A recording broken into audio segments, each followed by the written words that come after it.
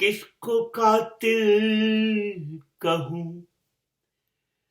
किसको मसीहा समझूं, कौन यहाँ दोस्त है, किसे मैं अपना समझूं. ખબર નથી પડતી કોને મારો મિત્ર કહું, કોને મારા પોતાના કહું, કોનો વિશ્વાસ કરું.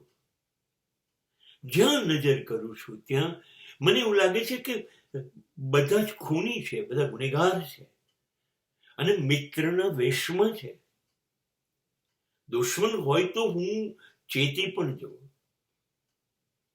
પણ જેની પર ભરોસો કરું છું, જેની પર વિશ્વાસ કરું છું, એ જ દુશ્મન નીકળે છે અને મિત્રના ચહેરા પાછળ દુશ્મનનો ચહેરો છુપાયો છે.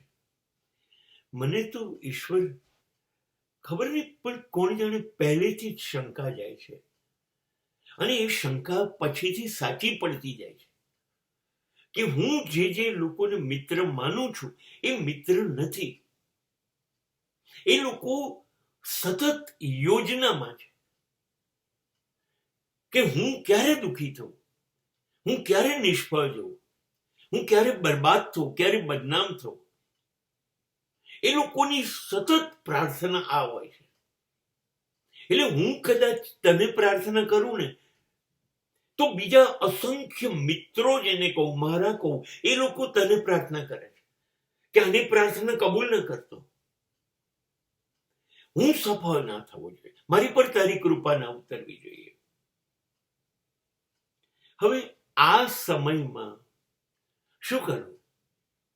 કોને દેવદૂત સમજવું, કોને મિત્ર સમજવું, કોને પોતાના સમજવું? જેને જોઉં છું એ મિત્રના ચહેરા પાછળ દુશ્મનનો ચહેરો લઈને ઊભું છે. આમ કરતા કરતા જિંદગી પૂરી થાય છે ને સ્મશાન યાત્રામાં જઉં છું અને કફન થોડું ખસેલું હોય ત્યારે વિચારું છું, ત્યારે જોઉં છું તો પાછળ મારું શબ ઉચકીને ચાલનારા મિત્રો નથી હોતા, એ બધા દુશ્મનો હોય છે. એને ઉતાવળ છે ઝડપથી મને કબ્રસ્તાન કે સ્મશાન ભેગો કરવાની. આમાં દેવદૂત બની તો શકીશ નહીં, પણ દેવદૂત કોણ છે એ પણ ઈશ્વર હું શોધી નથી શકતો.